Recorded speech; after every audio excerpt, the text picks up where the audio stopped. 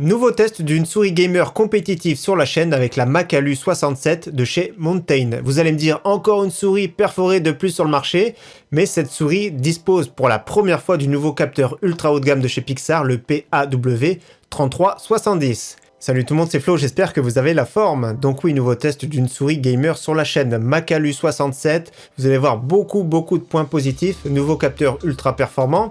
Il y a beaucoup de qualités, très peu de défauts. Donc on va faire le tour de cette souris dans cette vidéo. Donc première chose quand on achète une souris déjà, c'est qu'on voit la boîte. Donc on va regarder la boîte comme elle est. Mountain, vous avez vu le petit logo ici Mountain, ça fait une montagne tout simplement.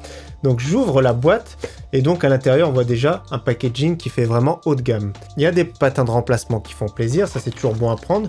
Le petit serre-câble caoutchouc avec le petit logo Mountain qui va bien, donc ça fait un packaging qui fait vraiment haut de gamme.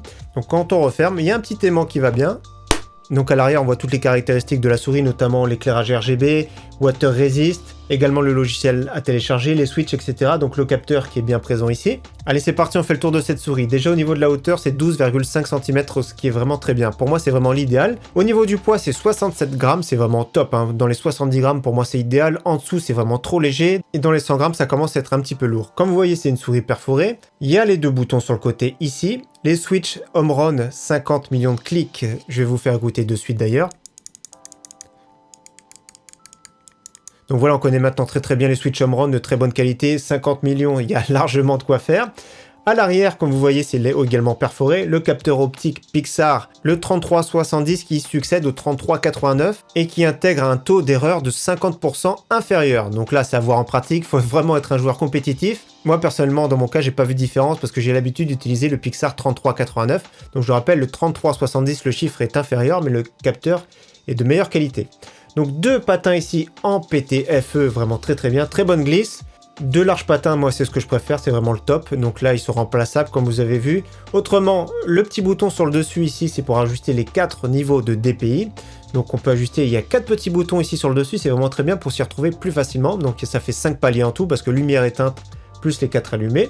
Également le petit logo ici RGB par défaut il est éteint, faut installer le pilote. Le pilote qui s'appelle Base Camp, on peut tout personnaliser, notamment l'éclairage.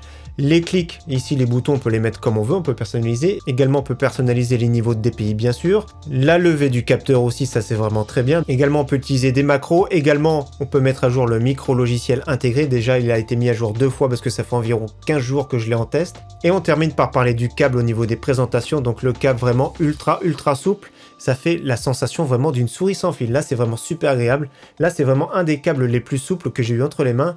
C'est vraiment génial. Franchement, j'ai beaucoup apprécié. Je me sers d'une souris sans fil de tous les jours, une souris Logitech, la 903 Lightspeed. Mais là, c'est vraiment super agréable. Le câble gêne vraiment pas du tout. Alors, au niveau du prix, 59,99 €, ce qui est vraiment super intéressant pour de telles caractéristiques. Disponibilité au mois de novembre. Donc, n'hésitez pas à checker la description pour retrouver le lien, bien sûr, comme d'habitude. Et également, je mettrai le lien du logiciel pour le retrouver également plus facilement. Donc voilà, moi j'ai reçu une souris de pré-série. Donc c'est pas la version finale, on va dire qu'elle a 90% de la version finale. Le seul défaut que j'ai relevé sur cette souris, c'est le clic ici. Le premier clic ici qui accroche légèrement. Donc voilà, j'abuse un petit peu, mais ça peut accrocher légèrement, ça peut déranger des fois. Mais je pense que sur la version finale, ce petit problème sera résolu. Au niveau de la prise en main, bien sûr, pour un droitier, moi je trouve que c'est une prise en main excellente. Moi je le rappelle, j'ai des mains de 19 cm. Ce qui est vraiment excellent pour moi. C'est 12,5 cm, pour moi c'est une taille idéale. C'est sûr si vous avez des petites mains, il y aura des concurrents qui seront mieux, notamment de chez Cooler Master, qui est beaucoup plus petite, mais celle-ci c'est une des plus grandes des souris perforées, avec un poids qui est vraiment contenu de 67 grammes. Donc voilà, c'est une souris qui est un tout petit peu plus grande que les autres souris perforées. Il y a eu un effort de fait sur la rigidité de la coque. Donc le design a été perforé pour garder quand même de la résistance bien sûr. Donc j'ai fait un test de résistance sur les 4 souris que j'avais, donc je vous fais écouter ça de suite.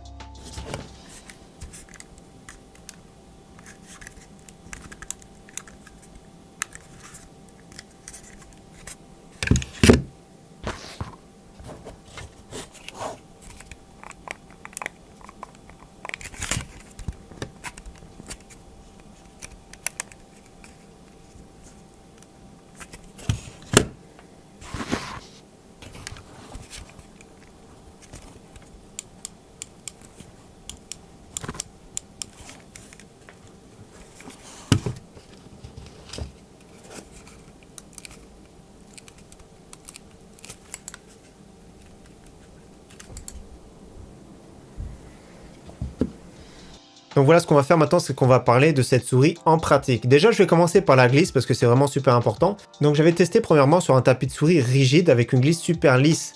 Moi, c'est assez dérangeant. Celui qui aime bien la vitesse, c'est vraiment au top. Pour moi, ça dérange. Je préfère les tapis plutôt souples pour pouvoir maîtriser le contrôle. Les patins glissent vraiment très très bien. C'est une glisse vraiment super agréable, super souple. Et comme je vous ai dit tout à l'heure, le câble, il gêne en rien du tout. Donc là, ça fait vraiment plaisir. Autrement, en jeu, franchement, c'est un vrai régal. Cette souris, c'est vraiment super agréable. Alors, comme je vous ai dit, moi, je suis pas un joueur compétitif. Je vois pas trop de différence entre l'ancien capteur haut de gamme avec le nouveau haut de gamme. Mais dans tous les cas, ça reste une souris vraiment ultra performante qu'on peut personnaliser. Le pilote, ça c'est vraiment super agréable. La prise en main de ce logiciel est vraiment ultra simple et ultra pratique. Vous faites vos réglages DPI, vous faites vos réglages de boutons, le réglage de couleur, c'est vraiment très bien. Donc d'ailleurs, certains aiment bien les souris un peu plus personnalisées, un peu plus tuning entre guillemets. Celle-ci, c'est une souris vraiment super sobre, mais qui mise vraiment tout sur son efficacité. Et enfin, pour conclure, on peut rajouter une petite note environnementale de la part de Mountain. C'est-à-dire que chaque souris produite est compensée par le ramassage de 25 kg de déchets. Donc là, c'est vraiment très bien d'avoir compensé, c'est le petit détail environnemental. Donc voilà, pour conclure, pour moi, je trouve que c'est une souris géniale, surtout pour son prix, pour moins de 60 €. Malheureusement, disponible que mois de novembre, mais vous pourrez précommander sans souci. Dans mon cas, peut remplacer sans problème ma souris sans fil. Du coup, je la trouve beaucoup plus confortable en jeu et beaucoup plus performante. Donc j'hésite, je pense que je vais la garder quelques temps d'ailleurs sur mon bureau parce que j'apprécie beaucoup cette souris. Donc en tout cas, merci à tous comme d'habitude d'avoir suivi cette vidéo. J'espère qu'elle vous aura plu et je vous dis à très bientôt sur ma chaîne. Ciao, bye!